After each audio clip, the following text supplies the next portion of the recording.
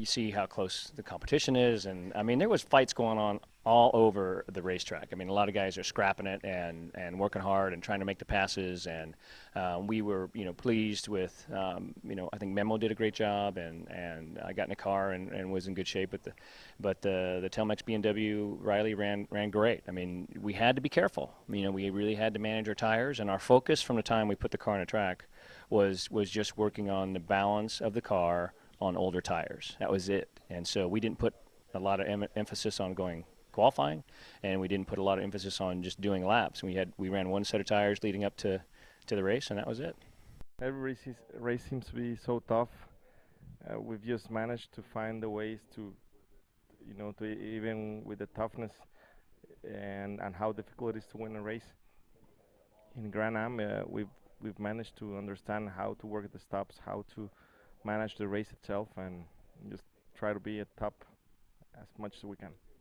What we're finding out is going into year 2 with me and Paul is so much more comfortable and so much faster in the cars that when you get the car and it's up at the front of the field instead of having to come from the back, it makes your job easy.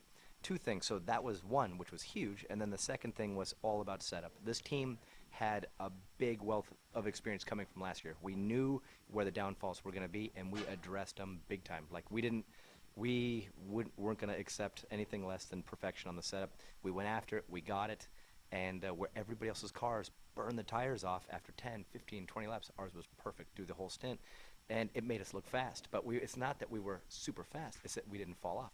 Other guys were falling off 2 and 3 seconds a lap, and we just kept doing our lap time the whole way through.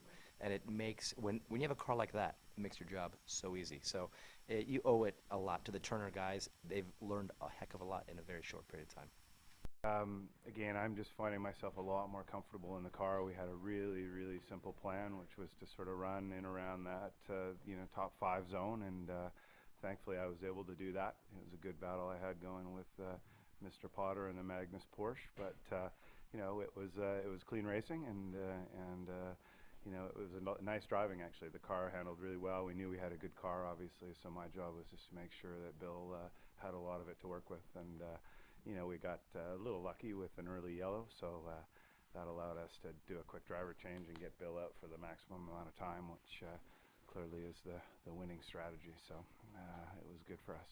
And our strategy really was just to get out front, try to stay clean. We're points leaders. We have everything to lose right now, and just turned the car out to Ian in good shape and pretty much turned it over, I think, 5th place, and Ian took it to the front, and it was really strategy that got us to the front today. Jeff made a great call. We pitted early, and just fuel mileage. It was great. First off, I'd like to say hello to my beautiful wife at home and my dog, and thank you for Stitch Sisters for these beautiful suits and the attire that you always give us. But yeah, back to the race. I'm shaking because it was a really strange race. I mean, everybody was really scattered after the pit stop, and I was just out there trying to just save the tires because I knew it was gonna finally come back to us, and sure enough, that last yellow came out, and we knew it was going to be kind of like Daytona. I mean, I think it was a 3-lap sprint to the end, and I was in 3rd place at the time, and I was just lucky. I actually learned a couple of moves off the Rolex race into turn 3, and that worked marvelously twice for me, and then I got the run on Pombo, getting the draft into the banking, and just got him. I mean, it was, holding my breath, just trying to inch past. Paul gave it to me just like it was like a redo, a do-over. He gave it to me in perfect shape, up front, great pit stop, off we went, and this time the strategy was a little better. We pitted before a lot of our competitors, so when we went back out, we were behind a few people. Next yellow came out, they all ducked in, we're almost leading the race. We drove up to the lead, we never looked back, and this car's had a little bit of an issue handling-wise, and we never knew what it was, and it's been there for a while, and these guys dug in. They wouldn't take no for an answer, all the Turner guys, and they found the problem, and now the car is a dream to drive, and it made our job easy. I mean, and Paul, I'd like to thank you for letting me have the opportunity to do it. The reality is we had a real tough year last year. Our sister car had a great year.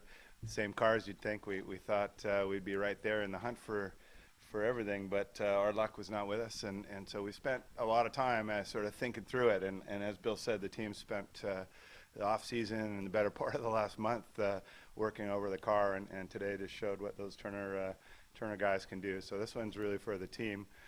You know, it's an incredible field in Continental. You know, so when I think about being able to win and do it again in the same day, it's really quite an accomplishment. So really could get used to this.